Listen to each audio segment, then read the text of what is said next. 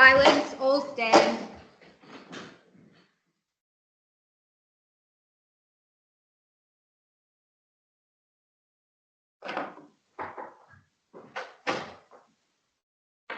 The High Court is now in session. Please be seated. Please call the appeal. Cape York Travel Proprietary Limited in liquidation and Qantas Airways Limited. Yes. For the appellant. May it please the court, counsel's name is Goodman and I appear with my learned junior, Mr. Sefton, for Cape York Travel Proprietary Limited in liquidation. We are instructed by Miss Morris. Thank you very much. Yes, for the respondent. Your Honours, may it please the court. My name is Lo, spelled L-O-W. Appearing alongside me is my junior counsel, Ms. Ang, spelled A-N-G. And we are instructed by Ms. Abdullah. Together, we appear for the respondent, Qantas Airways. Thank you very much, Mr. Wright. Yes, thank you, Mr. Goodman.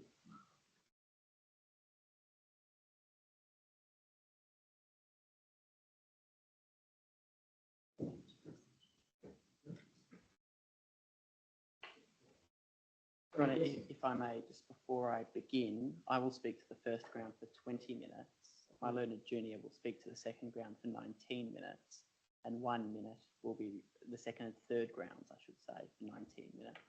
And we will reserve 1 minute for rebuttal. That please the court. I would just ask that you speak up a little. The microphones don't in fact amplify. Yes, Your Honour. Thank you. Your Honours, the appellant sold tickets for the respondents for flights to certain areas of far north Queensland, an area where the respondent, in relevant respect, had a monopoly. Under a 1986 agreement, they did so in exchange for commission.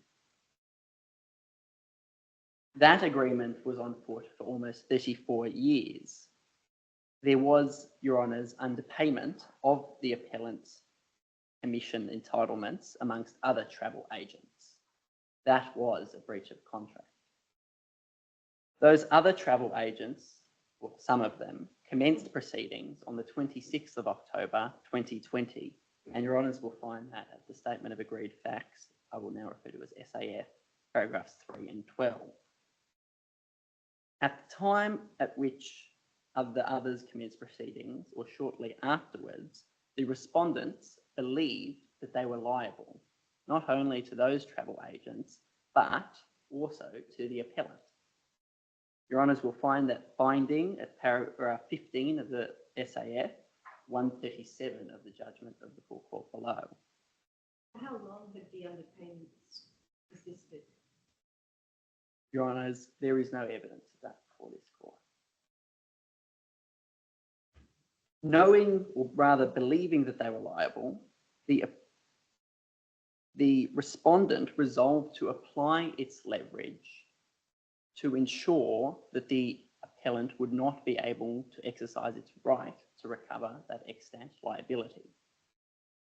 Your Honours will see a reference to that in paragraph 4 of the Statement of Agreed Facts in the reference to the exercise of leverage.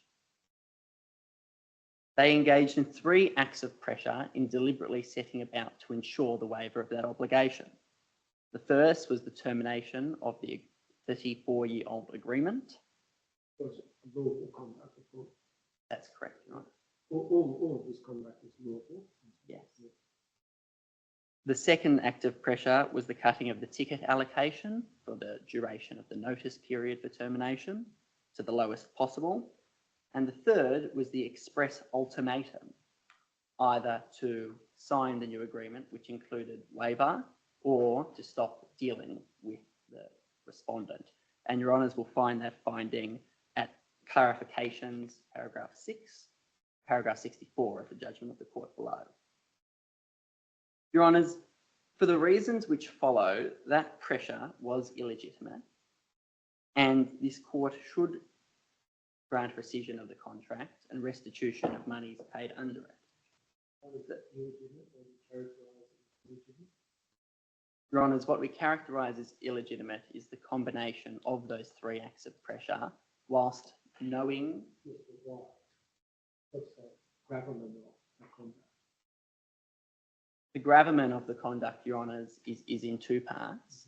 First, the bad faith, and bad faith in a very particular respect, that is a belief in the extant liability at the time that the demand for waiver was made, when it was, would at least be inferred, the appellant did not know of their belief. And second, the deliberate manoeuvring with that bad faith of the appellant into a vulnerable position such that waiver would be affected. Those are two indicia that we rely on of our overall test, which is departure from the values and norms that can be found in Australian statute and common law. Why is the respondent responsible for whether or not your client knew about an existing? Your Honour, the answer is that they are not, but that element of bad faith is there when they know that they are liable and when they seek waiver, knowing not that the other party has a particular belief about liability, but that the other party doesn't know that the respondent thought they were liable.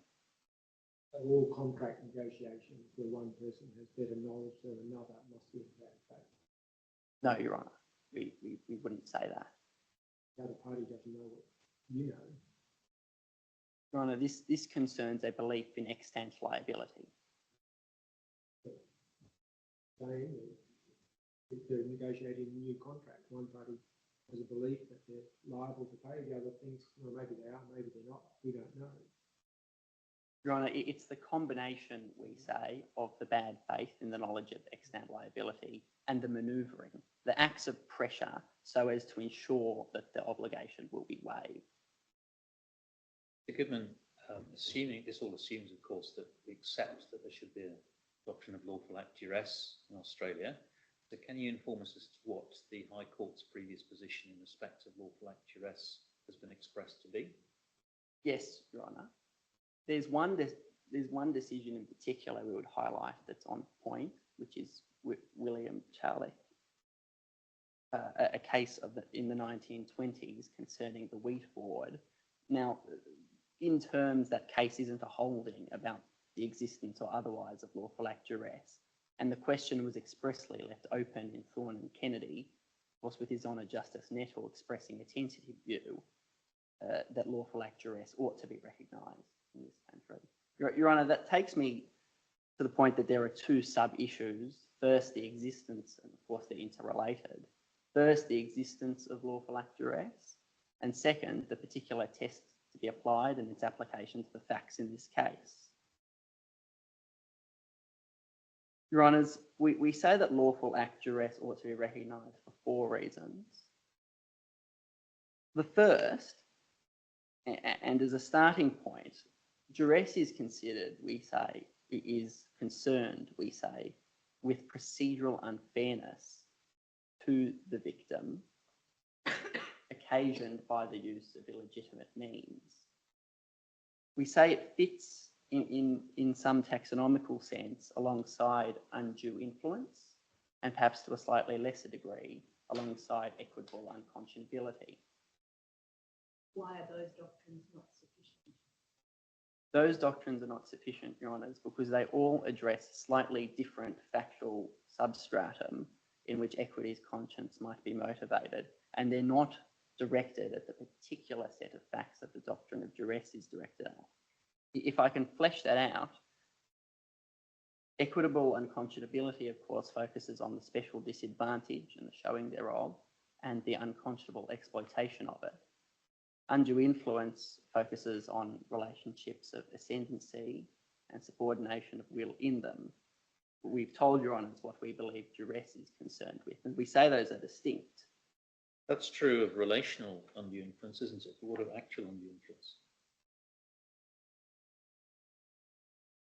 Your Honour, again, it sits on a slightly different conceptual basis, we say, being in our submission a level of subordination of will, whereas duress focuses on the effect on the pressure and its illegitimacy, and of course the overbearing of the will theory. It can both be about pressure, can't they? Yes. But, Your Honours, they have application to different. So why, to answer Her Honour's question, why couldn't you utilise the doctrine of actual undue influence, given that it's a doctrine that's concerned with threats, not influence, to remediate any issues in a case such as this? And why, if so, hasn't it been pleaded? Your Honours, it hasn't been pleaded in this case because the view was that it wasn't alive on the facts and that this fits closely with what we say is a proper case of duress, which is one where those two indicia of bad faith and manoeuvring are alive. Your Honours, if I might come to the point of the first point, it's simply that in these doctrines there is no need for the conduct which would enliven them to be unlawful. And we say that that is for the simple reason that these are equitable doctrines, or doctrines which have become very much influenced by equity, which are remedial upon the legal position and ought not be straitjacketed to it. If I could come to the second point on why lawfulness is not the touchstone of duress, it is of course well recognised that at least statutory law will vary between jurisdictions, both within Australia and internationally, and over time. We say, and Professor Birks makes this point well, that a change in statutory law in one jurisdiction, for example, Professor Birks gives the example of the abolition of the crime of blackmail, ought not to affect the position in terms of what the law characterises as illegitimate. Your Honours, we say that the case of the Evia Luck is an interesting application of related principles. In that case, it was conceded that there was blacking in Sweden.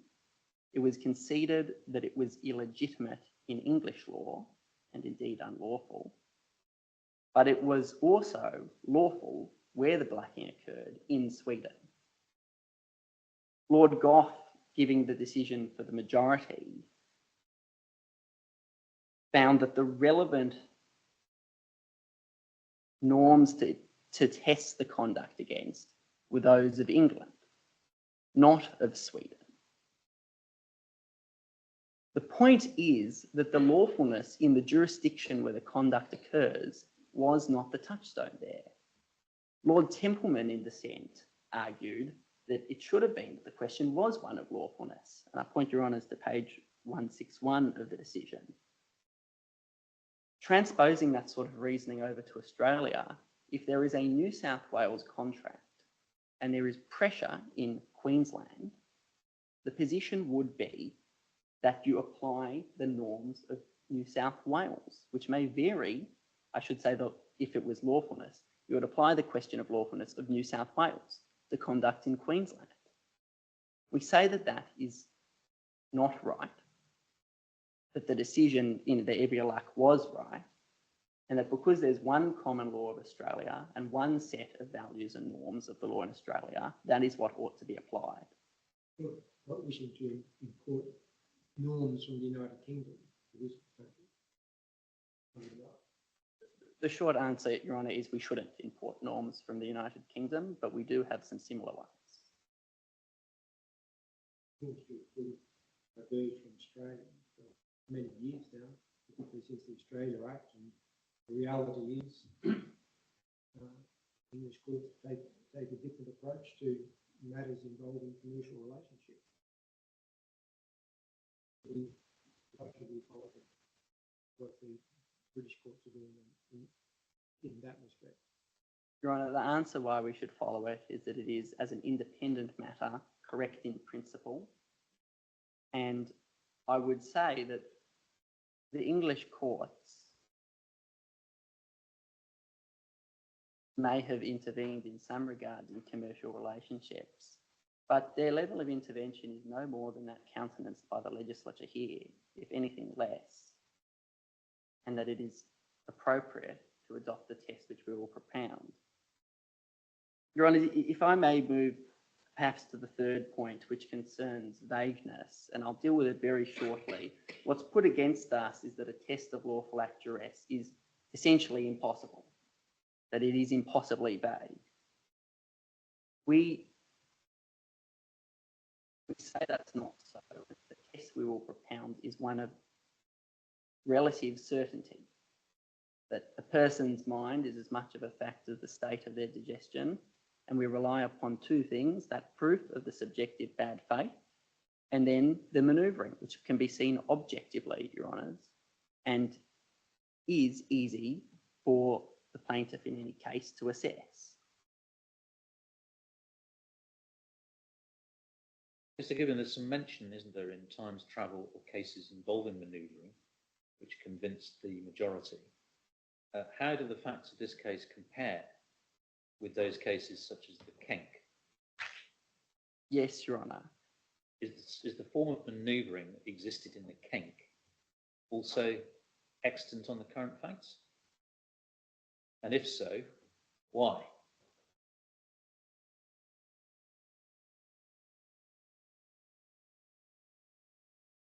Your Honour, what those cases do have in common, the manoeuvring cases, and Your Honours will see discussion of that in Times Travel, at paragraphs 10 to 18, the Lord Hodges decision, and 108 to 112 in Lord Barrow's decision, is often a breach once removed, as in this case, followed by those acts of pressure. I believe in the one case, I believe this is the Cenk, there's reference to misleading conduct afterwards. In Progress Bulk Carriers, there had been a repudiatory breach.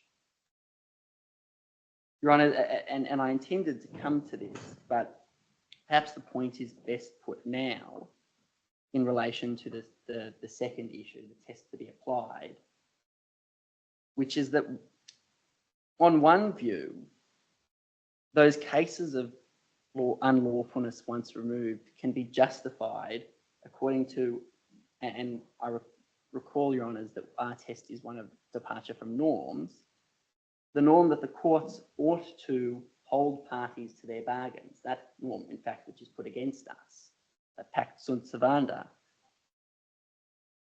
In these cases, where there is unlawfulness once removed, which produces an extant liability, the bad faith and the manoeuvring, if not made inutile by the doctrine of duress and rescission, essentially allows parties of great bargaining power to prospectively know we can breach the agreement, we can use our bargaining power to coerce a waiver of the liability, and the law will not step in. What business is about. The courts are there to enforce the agreement. Your clients would have and ought to have. As soon as the breach, as soon as there was any opportunity to make a claim in respect of the unpaid fee, that's the opportunity for your client to do so. Their position is one of their own making. They simply chose not to enforce their rights.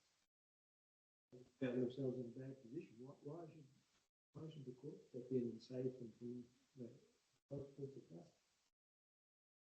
Your Honour, the logic of your question might, in one view, seem to go towards a requirement of reasonable alternative, that if they did have a reasonable alternative, they ought to have taken it. If they could have joined class action, they could have gone in, quit the business and gone to do something which they were capable of pursuing.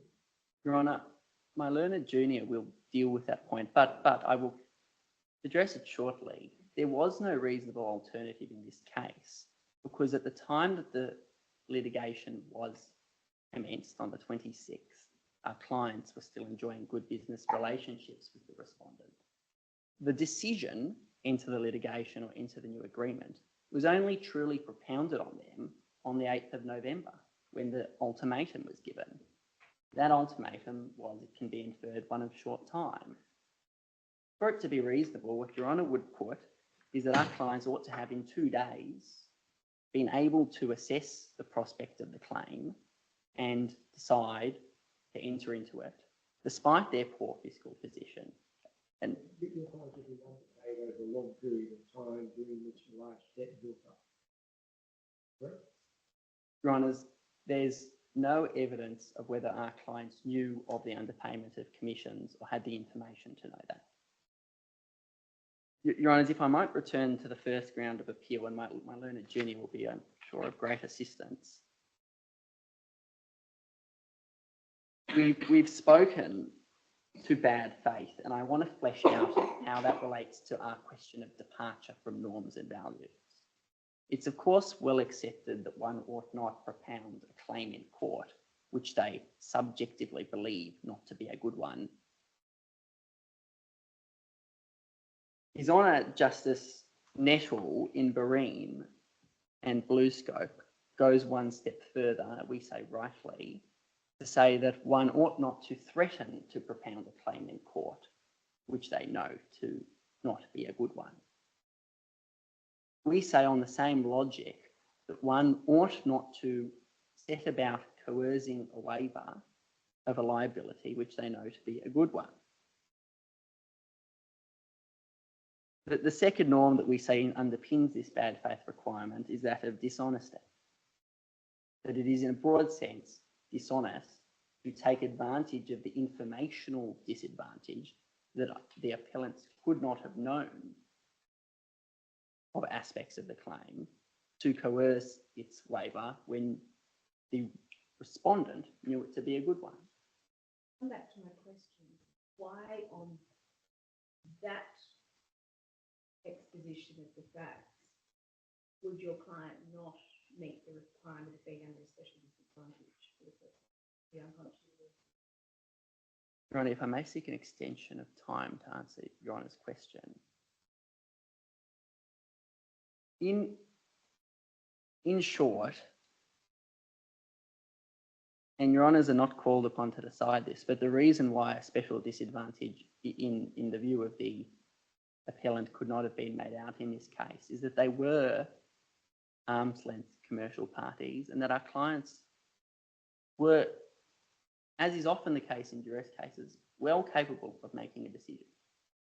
It's simply that the decision forced upon them was an invidious one put upon them by illegitimate means. If I can answer no more of Your Honour's questions, may it please the court. Thank you.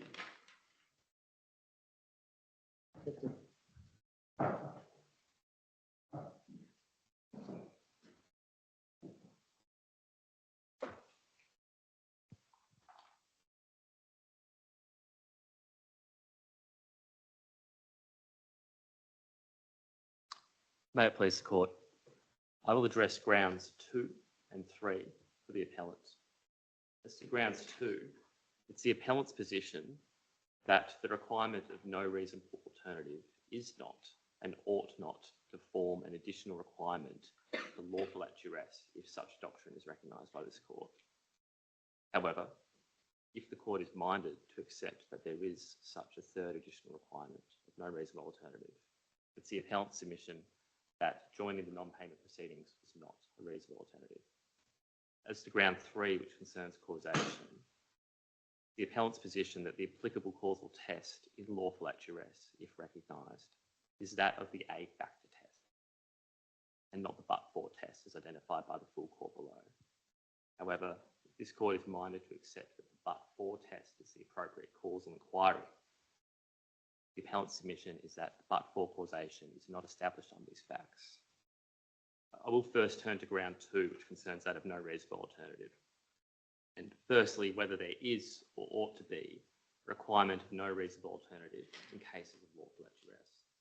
I make 4 points why this should not be so. At the outset, it is most useful to note the Australian authorities, as my friend put, such as Thorne and Kennedy decided in this court in 2017, which rejected the overborne will theory of duress. And the reason that I wish to make this point is a general one. What is accepted by rejecting the overborne will theory of duress is recognising that in cases of duress, it is all too common that the party subject to the illegitimate pressure is aware of what is happening and has choices open to them. That point's a general one. The second reason why the appellant submits there should be no such requirement also finds its basis in the Australian authorities, and in particular, another decision of this court, Mason and New South Wales, decided in 1959.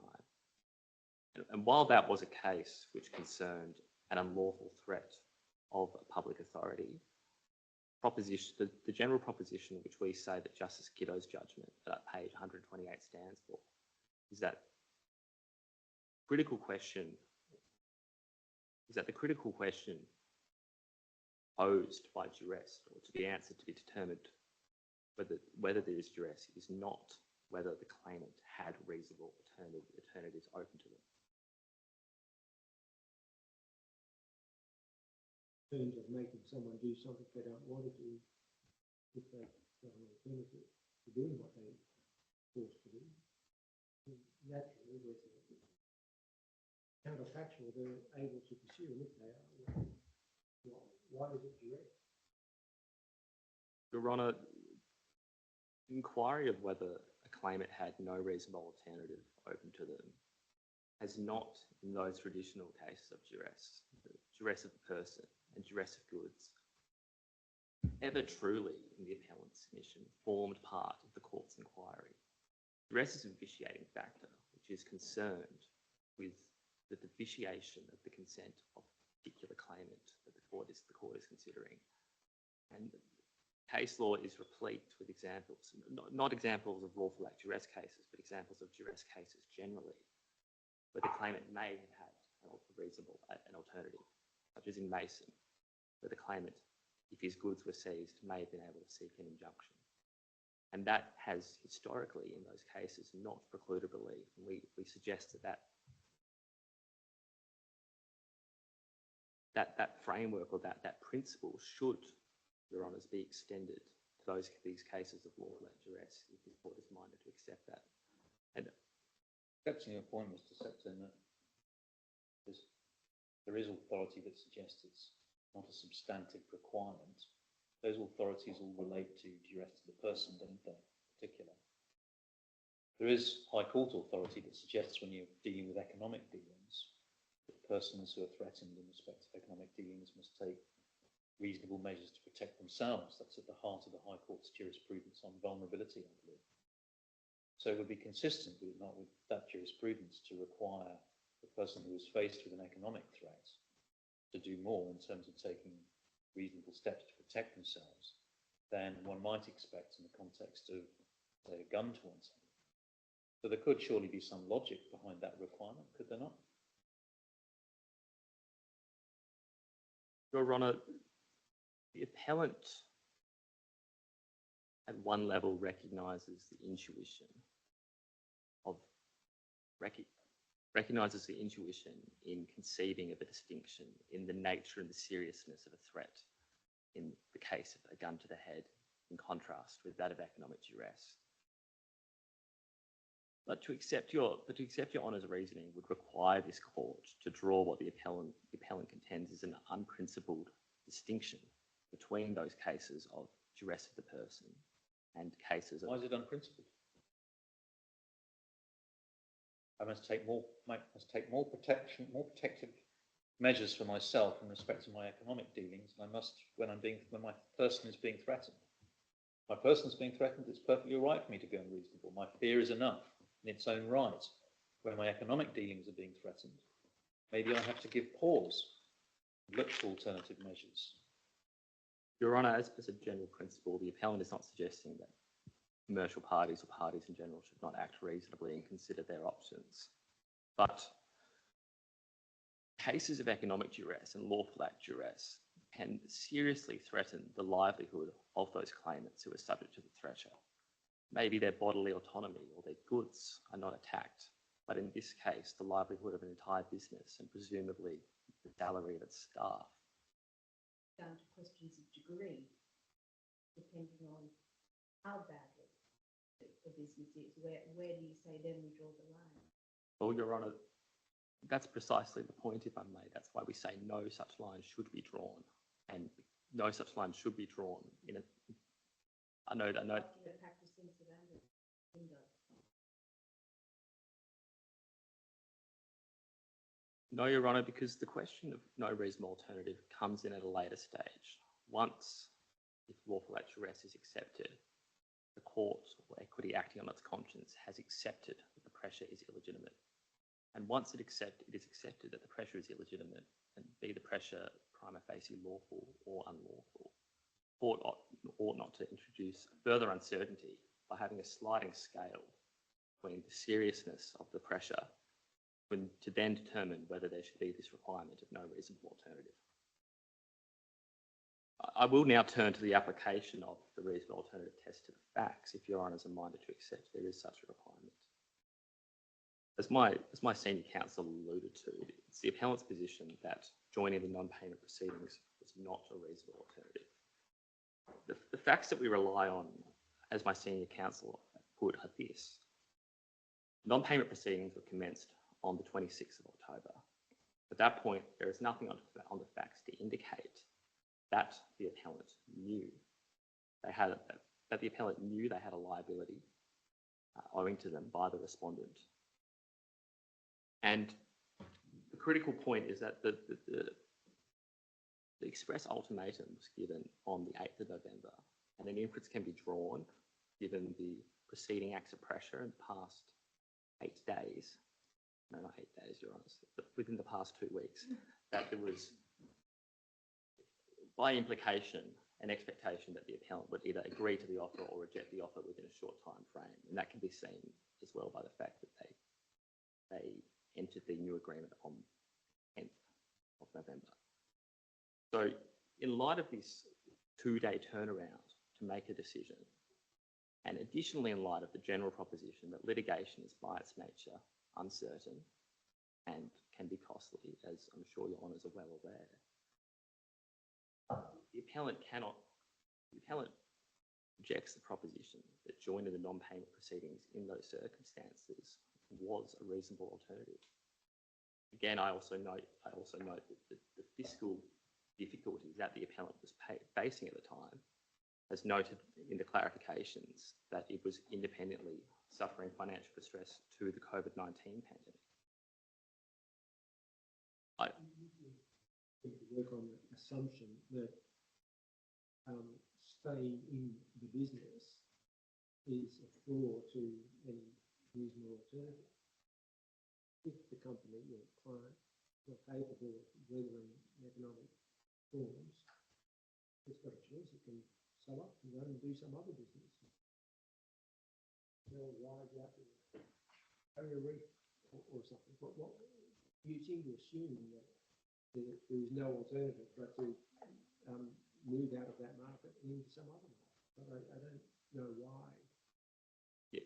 You, in the case of the a reason by the party suffering the pressure, I'd say, well,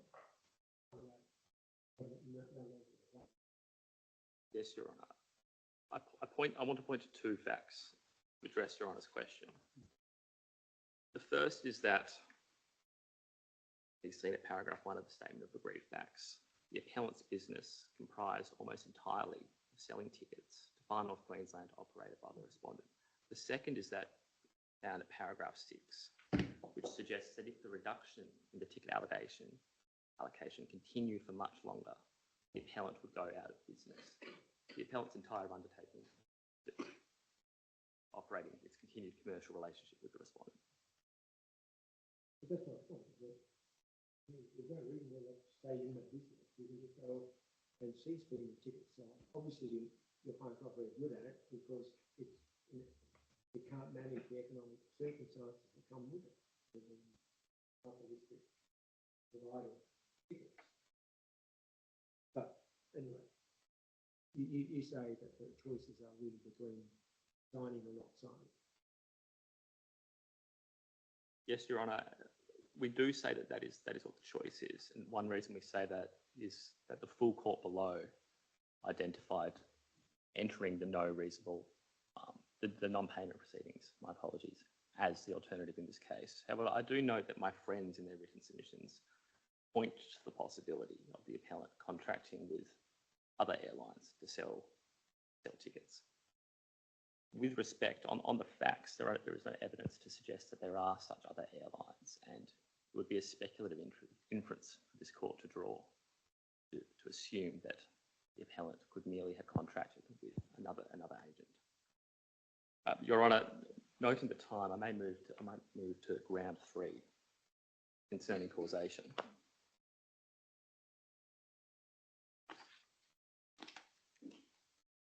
Well, on this issue, yes, on this topic, the central point is that you've got, by nature, lawful acts. Yes. And we've got an unlawful act, coercion, duress. The court will say, well, a cause is sufficient simply because if someone's engaged in unlawful conduct, you're not going to put the plaintiff actually seeking the release to the difficulty of proving anything other than it was a cause, because the pressure should never have been applied in that sense. Here you've got a different quality of pressure, the lawful pressure. So why shouldn't the more onerous test, but for test, be applied? That's the central issue, isn't it? I might give 3 reasons to Your Honour's question. The first is a similar reason to why this court should not adopt no reasonable alternative requirement. That is the reason being that the appellant contends that impermissible or unattractive to draw this distinction between legitimate pressure that rests on lawful acts and unlawful acts once it is accepted that the lawful act may amount to illegitimate pressure. The reason being that the seriousness of the illegitimate pressure in the case of a threat to life or a threat to livelihood can both be enormous. I do to a general extent accept Your Honour's point regarding commercial uncertainty, because parties may in commercial contracting use or form acts that are lawful, only for the court later to characterise them as illegitimate. But with respect, the test propounded by my senior counsel, quite specific, and only on certain factual inquiries and when there is a significant departure from the norms and values of the Australian common law and statute would that be enlivened. So any question regarding uncertainty doesn't think is one which justifies the more onerous called test. The second reason is a short one, and that is one of doctrinal coherence. In Australia, at least, the A-factor test has consistently been applied in these cases of duress. And I note in the case of economic duress, the obiter remarks of Justice McHugh in Crescendo cited in the New South Wales Court of Appeal. It would again, in similar vein to no reasonable alternative, introduce some doctrinal inconsistency or incoherence to require this different causal test for lawful act of duress and all other types of duress, at least in Australia, where I turn on the A-factor test. How do you determine whether or not something was the cause of something else, a cause of something else, without using the but-for test? In my understanding of the writings of Hart and Honourable was that the but-for test was only a preliminary test in any event. It just identifies what things in the world might or might not make a difference. So the but-for test surely identifies those things that are happening in the world that might be a cause, not a test of what the cause is. So if your position is that you only have to establish that the pressure was a cause, I would have thought that the presumptive approach would be to ask whether, but for the pressure, the event would have taken place. I don't really see what point it is that you're making. Is what you're arguing that whether or not you can prove that but for A, B would happen, the mere presence in a person's mind of a possible reason, pressure being present in a person's mind, is sufficient without proof of causation? In which case we could just surely delve into anybody's minds, find all sorts of different reasons. And if pressure happened to be just one of those reasons that was washing around in their head prior to entering into a transaction, they could just pick that reason out and say, well, yes, that was a reason, but they could nonetheless have entered into the contract or paid the money in any event. Why would it be fair to a plaintiff, why would it be fair to a defendant, rather, to require the defendant to pay back the money or to give up the security of the contract simply on that basis, even though the contract might well have been entered into in any event for any of those other reasons that were present in the person's head? So I suppose I have two questions for you. One is, surely the but-for test is a test of whether or not something is a cause, not the cause. Second is, well, if you mean something else, if you mean it just has to be one of a number of reasons that are washing around in your head, why should that be enough to give rise to any form of relief? Your Honour, as to your first question, it is my understanding that the but-for test, at least in this context, is not concerned with determining a cause, but the necessary cause, or the clinching reason for why the impugned bargain or the money, or for why the money is paid. With regards to your yes.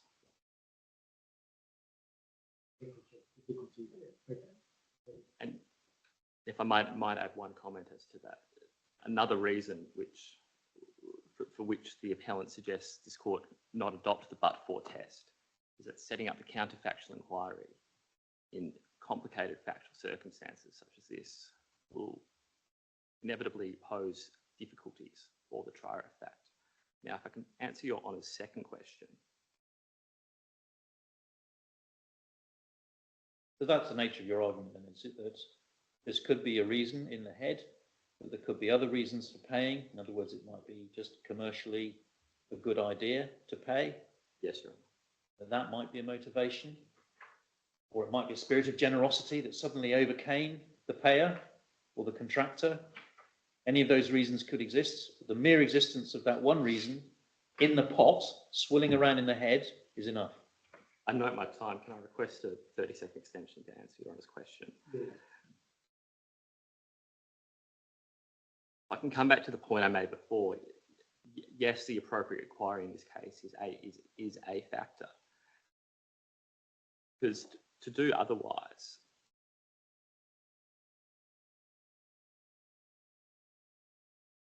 is to accept that there is a distinction between these cases, between these different cases of duress, which warrants a more stringent form of causal analysis. And I do note the seriousness or the inconvenience of an order of rescission if a defendant has to restore the bargain.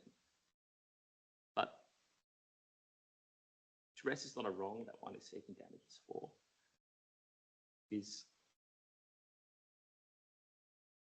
if I can put the point, it's a less intrusive remedy or a restorative remedy, and in that regard, a slightly more lenient causal onus, consistent with duress and the other vitiating factors, is appropriate. May I please call? Thank you very much. Yes, Mr. Wright.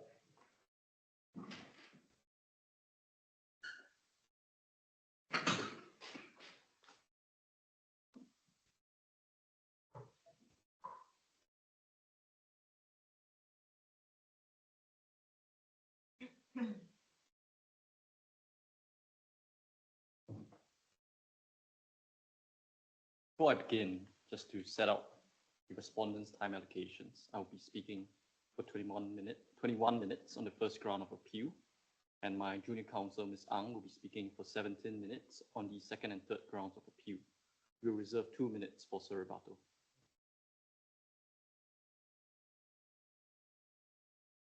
Your Honours, may it please this court. This is a case of two parties engaging in hard-nosed commercial bargaining who entered into a new agreement to protect and preserve their respective commercial interests. And while we empathize with CYT's financial situation and the fact that they are currently in liquidation, CYT was also a travel agent with more than 30 years of experience who had chose to develop a business solely reliant on the sale of run-passes tickets. And when my client was faced with the onset of litigation and was rocked by the effects of the pandemic, they had to take certain measures to preserve their commercial interests. One of them was to renegotiate the terms of the 1986 PSAA, and they sought to do that by employing the rights that were allocated to them under the provisions of said agreement. So really, this case is one of hard-nosed commercial bargaining. To breach the contract? No, Your Honour. And in relation to the significance or the weight this court should put on the right or on the effect of the breach of contract, we argue that this court should put less weight to it. And the reason for this is because under our propounded test of the majority in time travel, where there's a deliberate maneuvering of a claimant into a position of vulnerability to force him to waive his claim, that test presupposes the existence of a prior breach. And this really mirrors the UK Supreme Court's approach towards the application of this test. In that case, Hayek was also liable for the non-payment of commissions, but the majority found that Hayek, having taken the actions it was entitled to under the agreement between both parties, was merely exercising its own monopoly powers. Mr. Lowe, are we to assume that you're accepting that this court should recognise a doctrine of lawful act duress, merely that it should be constituted in the way that you're suggesting? No, Your Honour. We are merely proposing the time travel test as an alternative to our main submission today, and that is that lawful act duress should not be recognised as a matter of Australian law. And the appellant's primary justification is one of doctrinal coherence with the equitable vitiating factors of undue influence and unconscionable dealing. So really, the central issue before this court is whether the principle of unconscionability, which cuts through all the vitiating factors, as stated by this court in its Armadillo decision, is engaged in cases of lawful act duress. And we submit that this principle is not engaged. And we supply two reasons for this. The first is that there is no recognized infirmity in cases of lawful act duress. And the second is that there is a prior acceptance of the lawful acts taken in a commercial situation. And in addition to this argument on principle that I will be forwarding, I'll be supplying an additional justification for why lawful act duress should not be recognized.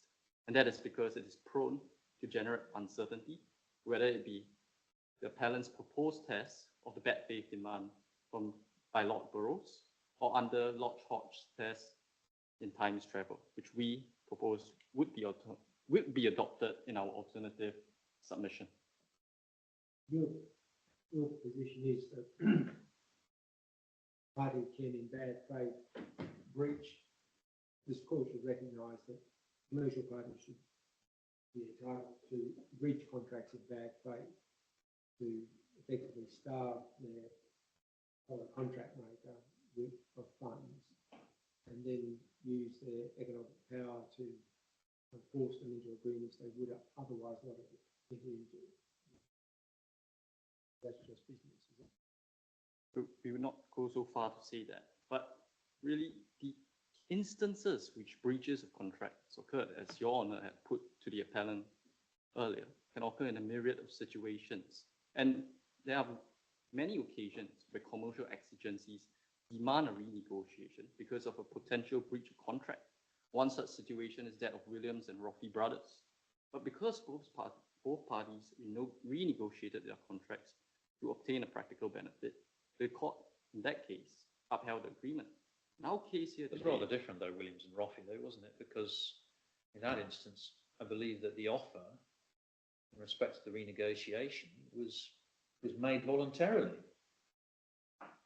The instance of the person who was disadvantaged. In other words, they realised that it was in their own interests to offer to pay more.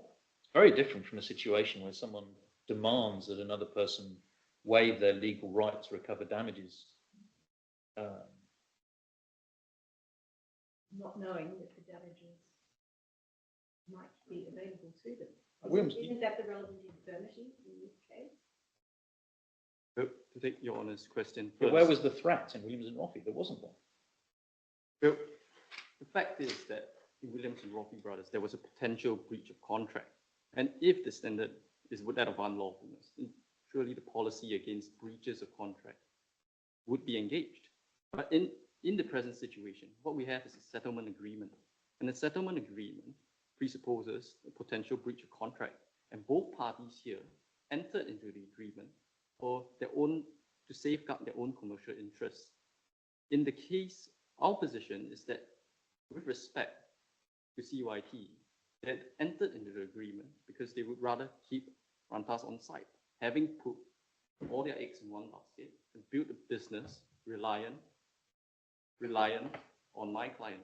And really, that touches on the respondents or the appellant's earlier submission about the existence of reasonable alternative, that they couldn't afford to diversify.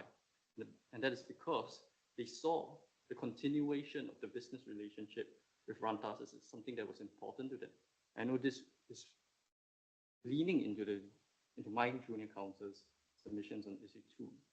But with apologies, Your Honour, if I could get you to repeat your question.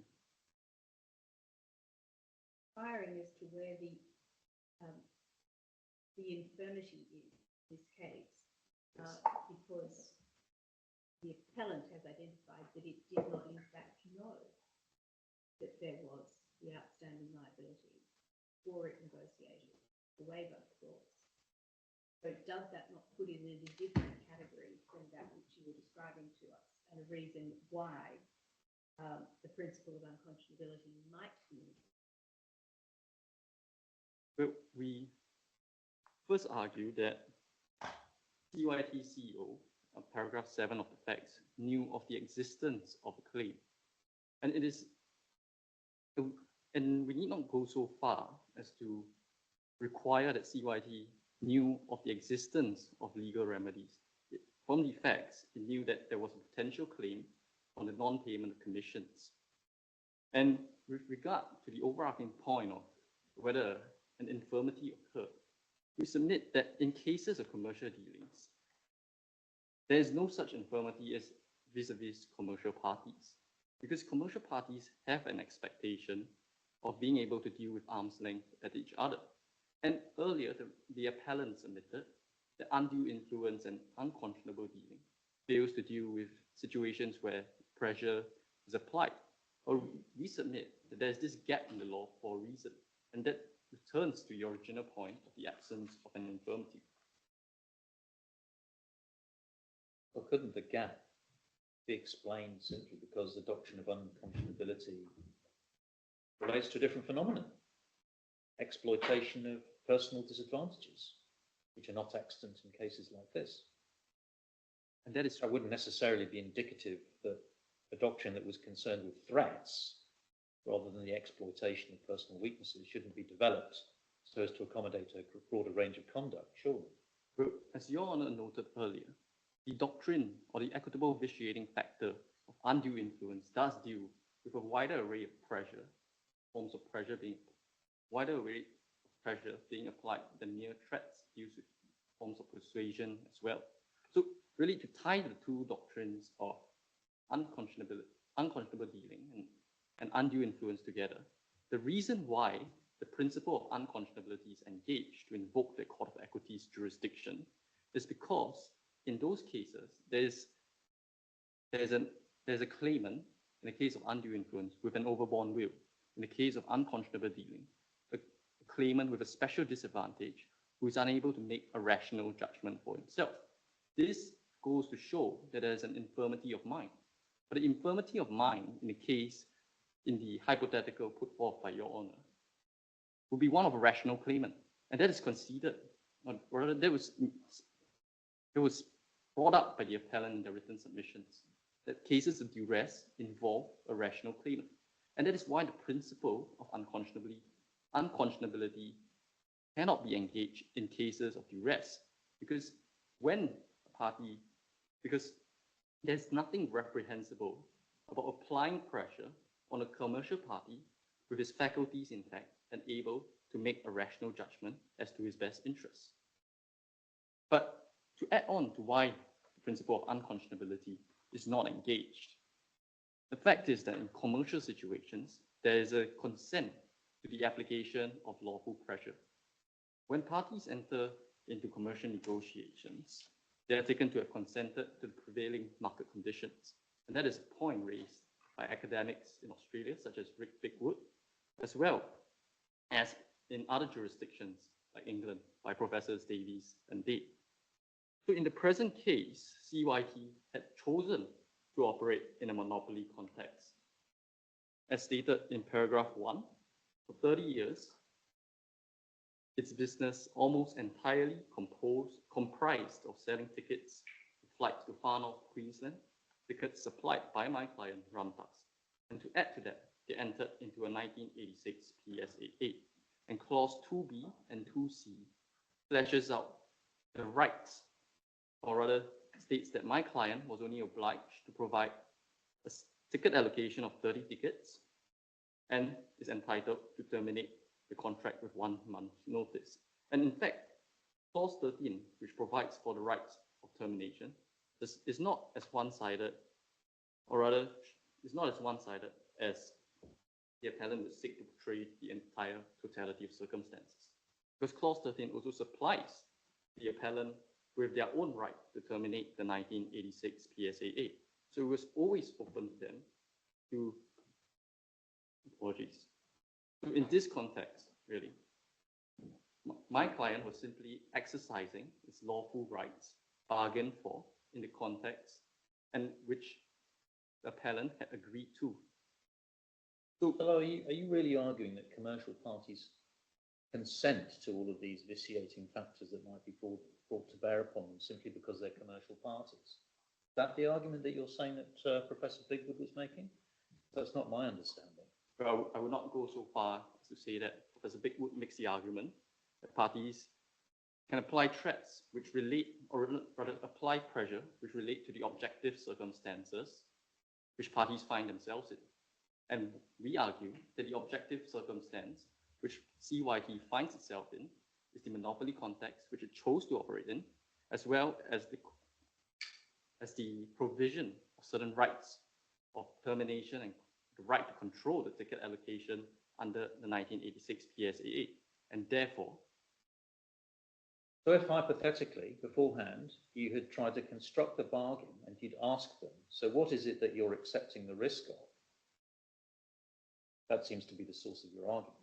yes, Your argument is that they would hypothetically have accepted that in that in these circumstances that the bargain should still be binding, even though they know that they've breached the contract, even though they have, in the knowledge of that breach of contract, attempted to manipulate the other party to enter into a new deal.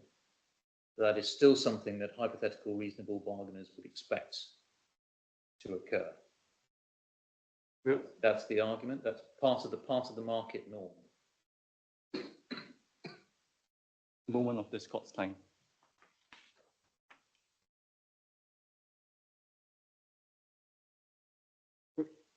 The market law, or rather the context which we find ourselves here today, really entitles my client to reduce the ticket allocations and to terminate the contract with 1 month's notice.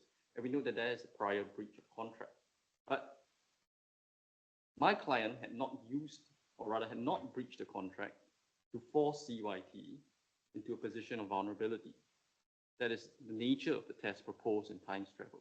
that there is a deliberate maneuvering as a result of the illegal act, why the lawful pressures applied taints is tainted by the prior unlawful act. Here, the breaches contract already preceded the pressures they sought to apply, and the pressures they applied were consented to in advance. Now, I will now move to my second justification of why the doctrine of lawful act duress should not be recognized. And this is because lawful act duress introduces uncertainty in concluded agreements. And we would like, and the Lord Burroughs test of a bad faith demand really introduces uncertainty to commercial agreements. Firstly, because the nature of a bad faith demand cuts against parties' freedom to contract. And this is because parties are always entitled to, or rather they have a privilege of making certain demands of the other party, provided they are within confines of the law. Do you accept that there's an implied duty of good faith in Australian contract law? We do not accept that. And so parties are able to exercise this privilege of theirs to enter into contracts, to ask for concessions, to ask for certain rights to be conferred under the contract. That is the nature of commercial bargaining. That is the nature of a contract, to procure a mutually beneficial agreement. And so when the requirement of bad faith is instituted, it hamstrings parties' ability to make these demands, make these requests in the context of a negotiation. And I note the respondent justifies the recognition of the bad faith demand on the ground of dishonesty. But dishonesty is not invoked simply, or rather dishonesty does not justify the doctrine of bad faith. Because when I make a demand, say, for a payment of $100,000, I'm not being dishonest in my intention. If I was indeed dishonest in my intention, there would be a misrepresentation of fact, a misrepresentation of my factual intention. And that is when the principle of dishonesty is engaged. And the principle of dishonesty is already dealt with under the law of misrepresentation. There's no need to import it and stretch the boundaries which it can apply in the context of duress. The context that you're talking about, and harking back to your earlier point about what the parties accept, doesn't it include an expectation that your counterparty to any agreement is going to comply with the terms of their agreement? Because this is the context of this case, is your clients just didn't comply with the obligation to make payment, thereby putting financial pressure on the appellants. That's different. That's a very different situation to the one where the parties are going along happily, each complying with their contract and then trying to negotiate. So it may be that the doctrine is really confined to a very small area, and one that's quite specific. That is of the deliberate contract breaker who's trying to take advantage of the situation. But if there is a breach of contract, surely a party is entitled to enter into a settlement agreement. That is something that occurs prior, or rather when litigation is pending. And if parties are unable to make this request, then surely the conduct of court proceedings, or rather it would lead to a floodgates of litigation. And so really parties do have the privilege to request for a waiver of a claim. That is the very nature of a settlement agreement. And unless, Your Honour, and to take Your Honour's logic to its maximum extent, if parties are not entitled, and if parties cannot rely on a prior breach of contract, they cannot apply leverage, then surely a party who is in breach of contract has to put his hands up and say, I'm liable for the breach of contract, which defeats the purpose of having this mechanism of settlement agreements, of compromise agreements in the first place. Now, to turn this court to the application of facts very quickly, I would like to, and I would apply the majority's test in times travel. We would like to direct this court's attention to a few salient facts. Now, earlier we've already submitted that the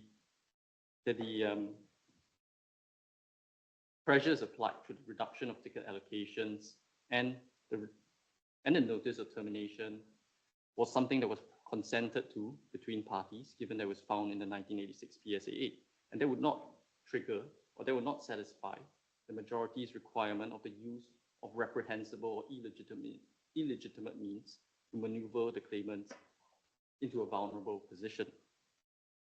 And to support this, we would also like to point to paragraph 6 of the clarifications.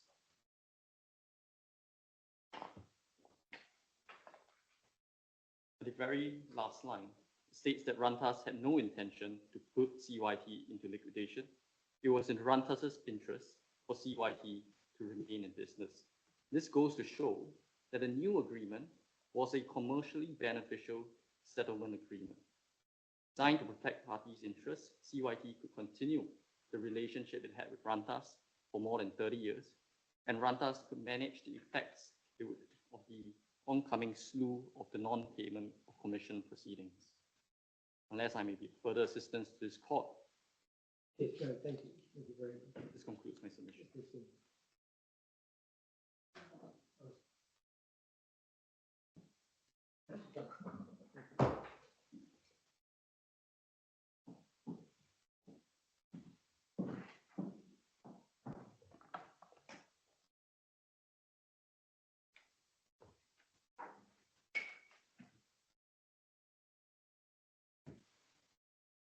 Your Honours, may it please this court. Undergirding my senior counsel's submissions against the recognition of a lawful at duress doctrine in Australia, as well as the legitimacy of my client's pressure, lies the importance of the protection of commercial interests and the sanctity of contract. This imperative also flows through my submissions on the second and third grounds of appeal brought by CYT. If your honours accept the appellant's submission that a lawful act duress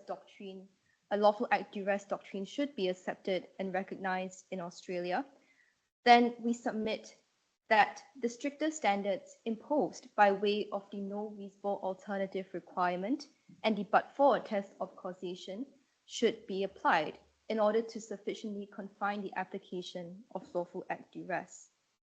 As such, our submissions and responses on the second and third grounds of appeal are that the no reasonable alternative requirement should be upheld as a substantive legal requirement, and second, that the but-for test of causation should be adopted to the exclusion of the A factor test proposed by the appellants. I respond first to the appellant's submissions on the second issue concerning the relevance of a reasonable alternative. Now, we do argue that the presence of a reasonable alternative should preclude the rescission of contracts allegedly entered into under duress. And furthermore, if this court agrees with us that this no reasonable alternative requirement should be upheld, it should find that CYT did have the reasonable alternative of joining the existing non-payment proceedings. But when one gets to this point, you accept that there's been illegitimate pressure, even though it's lawful act pressure. So we're in the realms of the pressure has been applied and it's illegitimate because it's contrary to accepted standards and norms. Yes. Why is that not, as it was put by Mr. Sefton, effectively the equivalent of duress to the person or any other form of duress? Thereupon it follows that you've been made to do something you didn't want to do, and you should be put back into by an illegitimate act, you should be put back into the position you were. The fact that you might have taken some less happy course is neither here nor there, because you've been made to move to the position you were. Your Honour, and if we may briefly turn back to the discussion that had arisen earlier on the distinction to be drawn between physical and economic duress, which Your Honour had alluded to. Now, we do acknowledge and recognize opposing counsel's submissions that both physical duress to the person and economic duress can have detrimental impacts on the target in question. And we do not go so far as to argue that physical duress is always more grave than economic duress. However, we submit that a principal distinction can still be drawn between these two types of duress, insofar as physical duress inherently concerns unlawful acts, and economic duress, or at least lawful act economic duress, concerns lawful acts. And this distinction is a principled one to draw, because unlawful acts are inherently legally impermissible. Lawful acts, on the other hand, are not just permissible as a matter of law, but also those that a defendant is contractually entitled to do. These are terms, as alluded to by my senior counsel, that the defendant and the claimant in question have negotiated on, agreed upon, and crystallized in the form of a written contract. In other words, under lawful act economic duress, a defendant is merely exercising its rights that the claimant has consented to, and this warrants the confining the lawful act duress doctrine through the imposition of the no reasonable alternative requirement and the stricter but-for test of causation. And now, if I may turn back to my submissions on the no reasonable alternative requirement. Here, at the outset, in both their oral and written submissions, opposing counsel had argued that the no reasonable alternative requirement should only be confined as an evidentiary factor under the causation inquiry.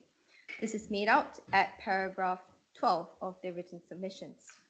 And they argue that this is because the more important inquiry after establishing illegitimate pressure is whether the choice was made freely or under pressure, relying on Justice Kito's statement in this court's decision of Mason in New South Wales. However, we argue that distinguishing cases where a claimant made its choice voluntarily or whether it was laboring under pressure is precisely why we require the no reasonable alternative requirement. And this is because, as this court found in its Thorne and Kennedy judgment, the existence of a reasonable alternative shows that a claimant could have elected an alternative course of action, but avoid electing such an alternative. And this shows that, by extension, a claimant had chosen to submit to the demand made by the defendant rather and to the exclusion of the reasonable alternative identified. And as a result, the very fact that there was a reasonable alternative shows that a claimant's autonomy had not been interfered with to such an extent that this court can find that its consent was vitiated because of the pressure applied by the defendant. This is consistent with the seminal Pao On and Lau Yu Long case, where it was held that duress fundamentally concerns a coercion of the will so as to vitiate the consent of the claimant in question. Ms. Anne, Yes, Your so Honor. Justice Derrington is a very courageous man. Yes. I am not. I'm a very fearful individual, but I might nonetheless engage in commercial dealings. I take your argument to be at the first level that if I'm compelled illegitimately to enter into a bargain because of my fearfulness, I shouldn't recover because there's a reasonable person in the world, a more reasonable person in the world, Justice Derrington, who would have just borne the pressure. Now, as a requirement, that seems to me surely to be a requirement that would be prejudicial to the most vulnerable people in our society, whether they're commercial dealers or not. Are you genuinely asking this court to take that position? And then as regards the second evidential point, is it actually true that if I entered into the bargain in those circumstances where a reasonable person wouldn't have done, or sorry, if there exists a reasonable alternative in the world that I could have taken, that if I enter into the bargain, that necessarily means that I did so by virtue of my own will? My response might simply be, well, no, I was very fearful. Your Honor, if I may address your first concern on the potential prejudice against claimants like, in your hypothetical case, you being more fearful than a hypothetical claimant. This concern is echoed by the appellant's written submissions, where they did submit that the no reasonable alternative requirements might lead to an unfair result to claimants who are relatively fearful or less courageous, if I may put it in that way. But you consider, if we do, but to know what a reasonable person would have done, we submit, and to expect a defendant to take a claimant as it finds it would be akin to, we argue, importing a eggshell skull rule that we find in tort law to the domain of contract. And beyond being inconsistent with the overall objective theory of contract formation, we submit that adopting such a subjective test where we only consider what the actual claimant's decision-making process was like leads to an equally unjust result, or if I may put it, impractical result, where commercial parties will always have to take into consideration any particular vulnerabilities of a commercial party that are they typically expect to be dealing with objectively and at arm's length. Only if they're engaged in illegitimate threats. Your Honor,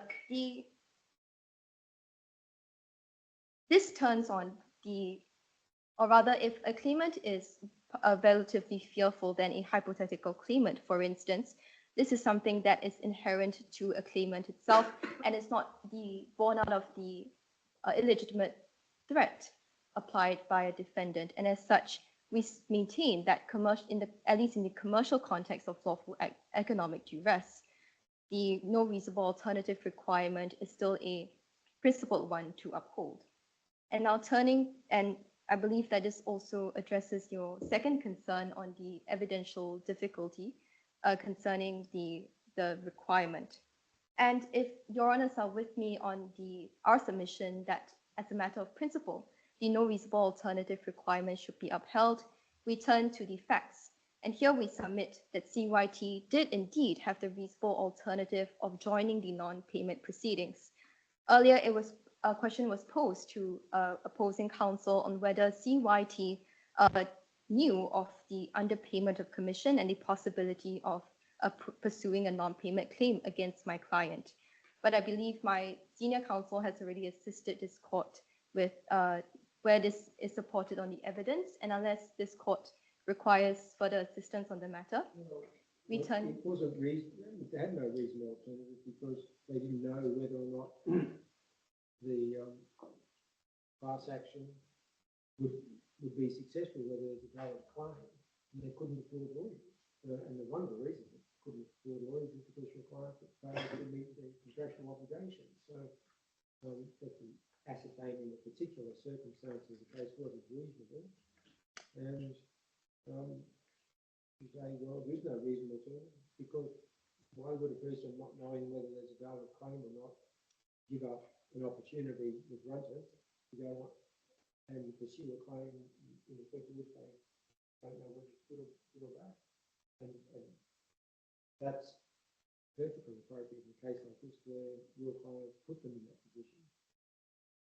Your Honor, if I may address first your concern that there is uncertainty surrounding the outcome of the potential non-payment claim against renters. We argue that this uncertainty is inherent to all litigation and indeed should not be a material factor weighing on this court's assessment of whether the litigation alternative was reasonable. There are uncertainties and uncertainties. This couldn't have been terribly uncertain given that your client's CEO was aware that the amount was payable. And accepted that the company was liable. Yes, Your Honor, and if Your Honors are referring to the email dated 28 October 2020, yeah. We do note that it is an internal correspondence within Runta's CEO and Runta's executive manager, and something that and the merits of the claim would not be known to CYT.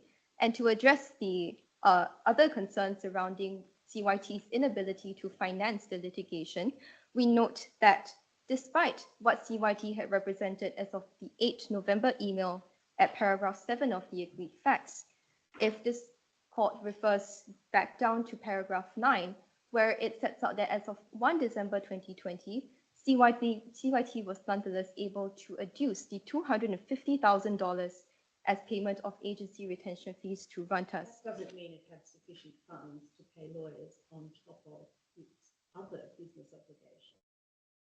Certainly, Your Honour, and while we note that it's not established on the facts, the specific quantum that would have been required on CYT's part for litigation, we urge this court to draw the inference that CYT was nonetheless able to finance litigation for two reasons. First, that the payment of the $250,000 shows that CYT still had sufficient capital or cash flow in the chain of events here. And second, that joining litigation proceedings is fundamentally less financially taxing on a claimant in question, in contrast to commencing independent proceedings against Rantas. Now, if I may turn, Your Honours, to my response to the appellant's submissions on the third ground of appeal concerning the appropriate test of causation. Earlier, there was a question posed to opposing counsel on the practical implications of adopting the A-factor test. And what emerged from that discussion was the possibility that a claimant, in entering a contract, could have put its mind to a multitude of factors where the defendant's pressure was simply one of such factors.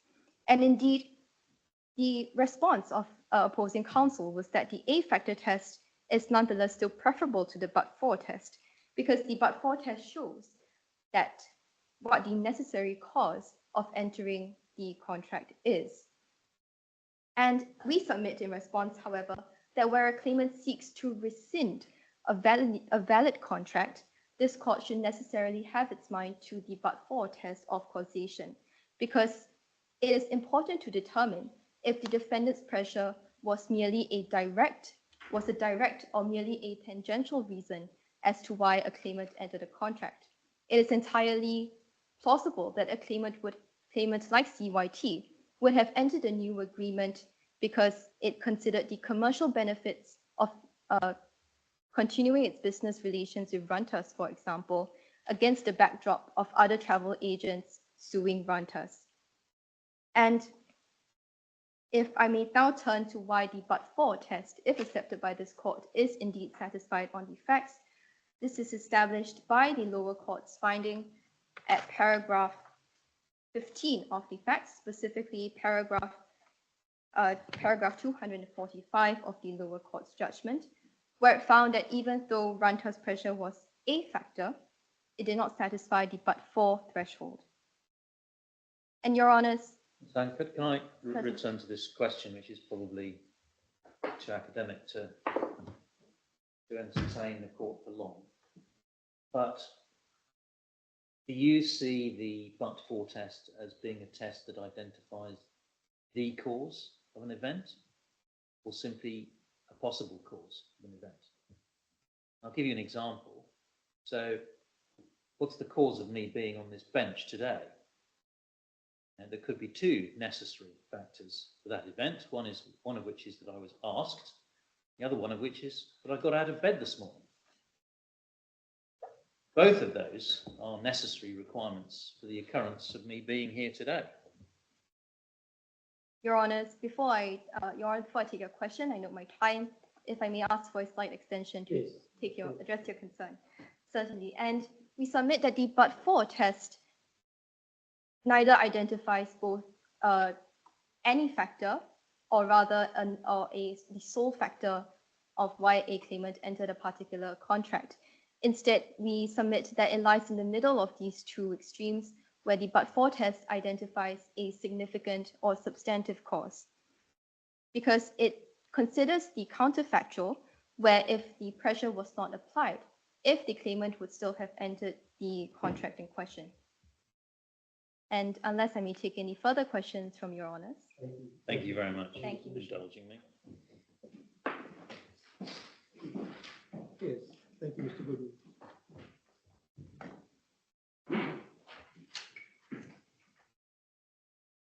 May it please the court, 2 points in rebuttal.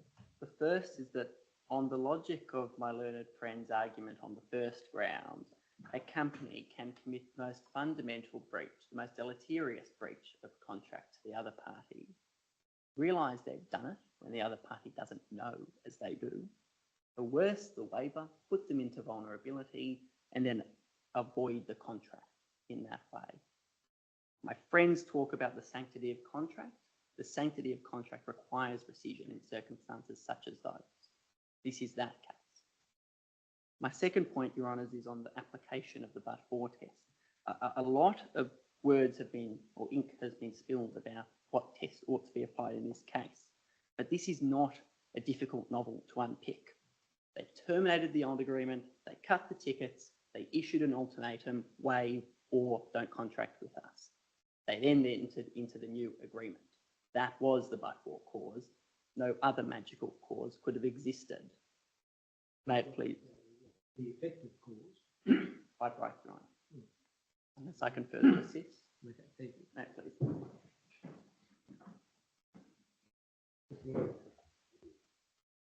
The rebuttal. Like Your Honour. Your Honours, I make 2 points in Sir rebuttal. So the logic of the respondent's first point of rebuttal is that the company can commit a breach but cannot enter into a settlement agreement. Once it has committed a breach, it is supposed to put its hands up and say, you know what, I am liable here and I would have to pay for whatever damages that I've caused. But that is not conducive to the continuation of economic relations, which is precisely what has happened here. And this leads me to my second point of Sir rebuttal, that the but-for test is not made up. And this is because of what I've described in my first rebuttal, the scenario I've described in my first Sir rebuttal. And in Ranta's correspondence, in CYT's internal correspondence, the CEO of CYT mentioned that he needed to enter the new agreement to keep Rantas on site. And that is a clear indication of his desire to continue the commercial relationship, notwithstanding the earlier breach of contract. Unless I may be of further assistance. But you'd have to agree, would you not, that absent a doctrine of the sort the appellants seek, that it's lawful act, coercion, duress, it would open the way for people to engage in cynical contract breaking just to corner the other parties of the contract into a position whereby they can just negotiate new terms. So that's the logical consequence of your submission, isn't it? The market should allow, or the court should allow people involved in markets to engage in cynical contract breaking just to enhance their position. And that concern of Your Honour, and I know my time, may I? Concern I'm having fun. Well, the concern of Your Honour is addressed precisely in the doctrine of consideration. This was precisely what happened in Stick and Myrick, where the sailors on the ship revolted, asked for more money, and the court refused to uphold the contract on the grounds that there was no valid consideration. Unless I may be of further assistance. This concludes the respondent's case. Thank you very much. There've been no further submissions. The court will adjourn briefly and consider this position. Thank you. This adjourned. All stand. This court is temporarily adjourned.